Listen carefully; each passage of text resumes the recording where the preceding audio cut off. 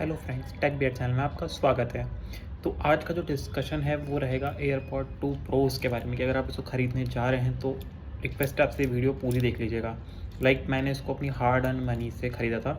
तो अब मैं ये नहीं कहूँगा कि इसका प्राइस ज़्यादा है, क्योंकि कहीं एप्पल फ़ैन बॉयज़ आके कमेंट करेंगे कि तू तो सैमसंग का फ़ैन बॉय है या एंड्रॉयड का फ़ैन बॉय है, क्यों ख़रीदे इतने महंगे जब नहीं अफोर्ड कर सकता। तो यहाँ पर ये है कि मेरे को 16,000 के पड़े, तो मैं वो वाला नहीं बताने वाला कि प्राइस बहुत ज़्यादा है या नहीं है। मैं इसमें जो रियल इश्यूज़ जो मुझे फेस हो रहे हैं, और ये मैं अकेला नहीं हूँ जो मुझे फेस हो रहे हैं, इसको एप्पल सपोर्ट्स पे जाके देखेंगे तो आप वहाँ पर और भी कहीं यूज़र्स हैं जिनको सेम इश्यूज़ फेस हो रहे हैं। तो सबसे पहला और मेन इशू, मैं यूट्यूब पे कभी कभी कंटेंट वीडियोज़ बना लेता हूँ जिस तरह से। तो मैंने देखा था कि अगर मैं एक 5,000 का 6,000 का माइक लूँगा वायरलेस या फिर एयरपॉड प्रोज, वो वर्थ रहेंगे। तो कहीं कमेंट्स ऐसे थे रेडिट पे या यूट्यूब वीडियोस पे कि हाँ, कि अगर आप इससे भी रिकॉर्ड करते हो तो वो वर्थ रहेंगे, but I am not satisfied. जो मेरे पास 2,000 के वायर्ड ईयरफोन है एप्पल के, वो ज़्यादा अच्छा रिकॉर्ड कर देते हैं with this earphone compare to this earbuds. तो सबसे पहला तो मैं इसके माइक जो रिकॉर्डिंग है, audio recording normal camera app से, उससे सेटिस्फाइड नहीं हूँ। इसके बाद जो मुझे सेकंड सबसे बड़ा इशू आ रहा है फ्रीक्वेंटली, जब से मैंने iOS 26.3 अपडेट किया है, और मैं आपको बता दूं कि मैं जो है अपना आईफोन 15 के साथ चला रहा हूँ। तो अब आप ये मत कहिएगा कि आईफोन 17 खरीद ले। अब इतना फ्रीक्वेंट अपडेट एक Indian normal lower middle class के लिए पॉसिबल नहीं है, तो मैं इसको 15 के साथ में चला रहा हूँ। तो इसका जो सेकंड इशू है, अगर मैं इसको पेयरिंग के लिए ऐसे ओपन करता हूँ तो मुझे कुछ सेकंड तक इसको होल्ड करके रखना पड़ता है, देन ये आता है। और मुझे जो सीमलेस एक्सपीरियंस है वो कहाँ है भाई? मुझे तो अभी तक आज तक उसका कोई सीमलेस एक्सपीरियंस देखने को नहीं मिला। और ये मेरा अकेले का इशू नहीं है, आप रेडिट या फिर यूट्यूब पे देखिए, और भी लोगों के साथ सेम इशू आ रहा है कि सीमलेसली कनेक्ट हो ही नहीं रहे ये एयरपॉड्स प्रो। इसके बाद में जो मेरे को थर्ड इशू आ रहा है कि जैसे मैंने अगर इसको, चलो ठीक है, कैसे भी कनेक्ट हो गए और कनेक्टेड दिखा भी रहा है, लेकिन उसमें साउंड बजता है कनेक्ट का, तो जो साउंड है वो एयरपॉड्स में आता ही नहीं है। वो नॉर्मल फ़ोन स्पीकर में आएगा। तो मुझे, अगर मैं यूट्यूब देख रहा हूँ तो उसमें मुझे पहले, या फिर कुछ भी थर्ड पार्टी ऐप चला रहा हूँ, तो उसमें मुझे उस पर स्विच करना पड़ता है मैनुअली, जाके कि साउंड आपको किससे चाहिए।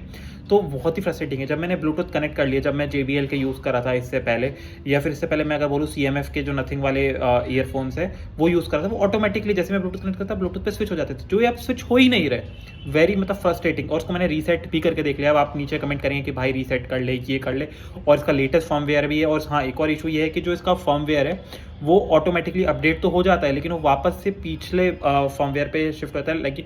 मुझे नहीं मतलब कि भाई आप पीछे शिफ्ट करो, आगे शिफ्ट करो, कुछ भी करो फर्मवेयर अपडेट, लेकिन एटलीस्ट जो मुझे सीमलेस एक्सपीरियंस जो एप्पल फैन बॉयज कहते हैं वो तो दो एटलीस्ट। इसके बाद में जो मुझे जैसे थर्ड पार्टी ऐप है, जैसे अगर मैं मान लो व्हाट्सएप पे किसी वीडियो कॉल पे बात करूँ, नॉर्मल ऑडियो कॉल पे बात करूँ, तो ये ऑटोमेटिकली स्विच हो जाते हैं। अगर मेरा एयरपोर्ट से मैंने कनेक्ट करके सब कुछ सही है, तो सब कुछ एयरपोर्ट से बात चल रही है, उसके बाद में ऑटोमेटिकली ये कभी फ़ोन जो है अपने आप स्पीकर पे स्विच हो जाएगा, या नॉर्मल उस पर फ़ोन जो भी है फ़ोन के जो होते हैं उस पर स्विच हो जाएगा।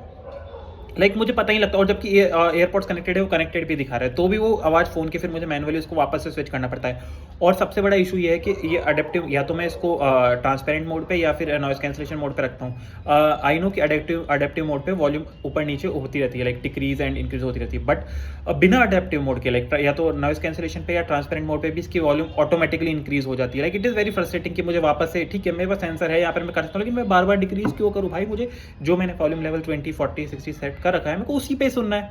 लेकिन नॉर्मली ये ट्रांसपेरेंट मोड पे भी और नॉइस कैंसलेशन मोड पे भी वॉल्यूम ऊपर नीचे करता रहता है। इसके बाद में इसमें जो ANC है और जो नॉइस कैंसलेशन है, जैसा कि मैंने आपको वीडियो के स्टार्टिंग बताया था कि नॉर्मल टाइम पे सही काम नहीं कर रहा, और ऑटोमेटिकली जैसे अगर मान लो ज़्यादा साउंड होगा या कुछ भी होगा, मतलब नॉर्मली कभी भी नॉइस कैंसलेशन मोड से अडेप्टिव मोड पे या फिर है ना ट्रांसपेरेंट मोड पे ऑटोमेटिकली स्विच हो जाएगा। भाई मैं नहीं करना चाहता, मैंने नॉइस कैंसलेशन इसलिए सेलेक्ट किया है क्योंकि नॉइस कैंसलेशन पे ही रहना है। तो अगर आपके पास इसका कोई सॉल्यूशन है तो प्लीज़ मुझे बताइए। मैं फ्रस्ट्रेट हो चुका हूँ इससे। तो इसके बाद में इसका जो प्राइस है वो तो बहुत इशू है, और एक सबसे बड़ा इशू जो मुझे, भाई मैं उससे परेशान हो चुका हूँ कि ये जो दोनों ईयरबड्स है ये एक साथ कनेक्ट होते ही नहीं। कभी ये वाला कनेक्ट होता है, कभी ये वाला, फिर मुझे इसको बॉक्स में रख के वापस निकालना पड़ता है या वापस पेयर करना पड़ता है, और मैं इसको मल्टीपल टाइम फॉरगेट डिवाइस और रिकनेक्ट रीसेट सब कुछ कर चुका हूँ। मैंने जितनी भी रेडिट पे या एप्पल सपोर्ट पे ट्रबल शूटिंग थी सब कुछ कर चुका हूँ, बट ये नहीं हो रहा।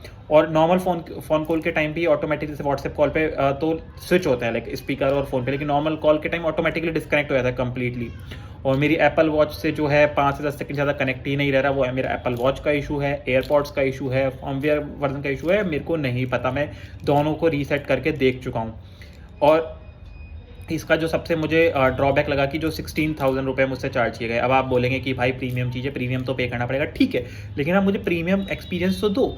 अगर मैं नथिंग के जो CMF वाले बर्ड्स थे 2,500 रुपये के, वो मुझे इससे बेटर एक्सपीरियंस देते थे, तब उसमें मुझे लाइक मैं सिर्फ एप्पल का एक्सपीरियंस इसलिए लेना चाहता हूँ क्योंकि एप्पल के वायर्ड जो ईयरफोन्स है वो है, और उससे मैं बहुत ज़्यादा सेटिस्फाइड हूँ। मुझे पता भी नहीं लगता कि लाइक है ना मैंने वो कान में पहन रखे नहीं पड़े, इसलिए मैंने इसको अपग्रेड किया।